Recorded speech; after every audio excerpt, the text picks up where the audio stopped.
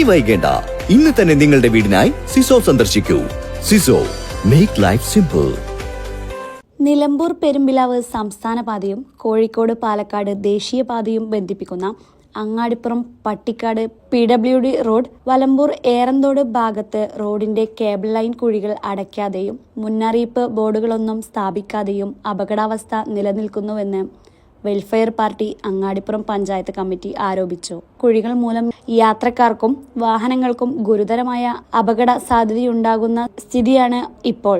അധികാരികൾ ജനങ്ങളുടെ സുരക്ഷയെ പറ്റിയുള്ള യാതൊരു പരിഗണനയും കാണിക്കാതെയാണെന്നും വെൽഫെയർ പാർട്ടി ആരോപിക്കുന്നു.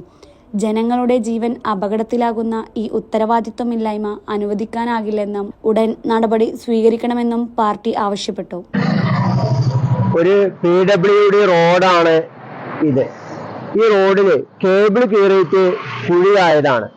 അങ്ങാടിപ്പുറത്ത് ബ്ലോക്ക് ആകുമ്പോൾ നിരന്തരമായിക്കൊണ്ട് വാഹനങ്ങൾ കടന്നു പോകുന്ന ഒരു പാതയാണിത്.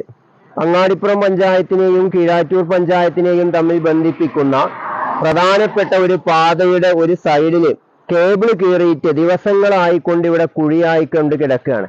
രാത്രികാലങ്ങളിലൊക്കെ ഒരുപാട് വാഹനങ്ങൾ, ഇരുചക്ര വാഹനങ്ങൾ അടക്കം സഞ്ചരിക്കുന്ന ഈ റൂട്ടില് ദിവസങ്ങളായിക്കൊണ്ട് ഈ കുഴി ഇവിടെ രൂപാന്തരപ്പെട്ടിട്ട് ഈ കുഴി ഇന്നേ വരെ നികത്താൻ അധികാരികളുടെ ഭാഗത്തു നിന്ന് യാതൊരു തരത്തിലുള്ള ശ്രമവും ഉണ്ടായിട്ടില്ല.